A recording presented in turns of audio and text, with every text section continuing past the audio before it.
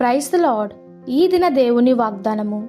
మన ప్రభువైన యేసుక్రీస్తు అను తన కుమారుని సహవాసమునకు మిమ్మును పిలిచిన దేవుడు నమ్మదగినవాడు. 1 కొరింథీయులకు రాసిన పత్రిక 1వ అధ్యాయము 9వ వచనము. సంఖ్య నిరూపక శాస్త్ర ప్రకారము మనం కలుసుకునే మనుషులలో 10% మంది మనమంటే ఇష్టపడరు. ఆ విషయాలలో మనం దుఃఖించడం తప్ప చేయదగినది ఏమీ లేదు. కానీ మనం చింతించినప్పటికీ అది వారి ఆలోచనలు మార్చదు. గొప్ప శక్తిగల గంభీరమైన దేవుడు మన పక్షమున ఉన్నాడు గనుక మన పక్షమున మనుషులు లేకపోయినను మనం ఏ విషయంలోనూ దుఃఖించ పని లేదు. రోమీయులకు రాసిన పత్రిక 8వ అధ్యాయము 31 చూడుడి. మీ పక్షమున ఎవరున్నా దాన్ని గురించి ఆలోచించుడి, కానీ ఎవరు మీ పక్షము లేరో వారి గురించి చింతపడవద్దు. నిన్ను ప్రేమించి అంగీకరించేవారు ఎంతోమంది ఉన్నారు. వారి విషయంలో మనసు కలిగి సంతోషించుట ఎంతో మంచిది.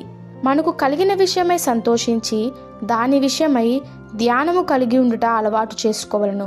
మనకు లేని దాని గురించి చింతపడకూడదు. మనకు దేవుడు తోడుగా ఉన్నాడు. ఆయన మనలను ఎన్నడూ విడువడని ఎడబాయడని వాగ్దానం చేసి ఉన్నాడు. కాబట్టి మనతో ఆయన ఎల్లప్పుడూ ఉండును. ఆయన మనతో ఉండుట మనకు అవసరమునకు మించిన దీవెననున్నట్లే. ఎవరైనా నిన్ను ఇష్టపడలేదని, నీ విషయంలో సంతోషంగా లేరని నీకు వినబడితే నీవేమి దాని విషయమై చింతపడకూడదు.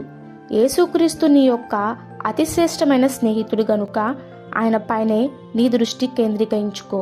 నీవు ఏదైనా బలమైన సవాలును ఎదుర్కొంటున్నప్పుడు ఆ సవాలు నీ శక్తిని మించినదైతే ఈ మాట గంభీరముగా చెప్పుము.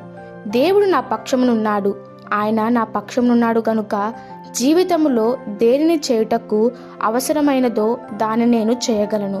పరిశుద్ధాత్ముడు మనతో కూడా నడుచుచున్నాడు. మన పక్షమున ఆయన నిలబడుతున్నాడు. ఆయన మన సహాయకుడు. ఈ దిన దేవుని వాగ్దానము మనందరి జీవితంలో నెరవేరలాగున ప్రభు కృప మనకి తోడై ఉండును గాక. ఆమెన్. God bless you.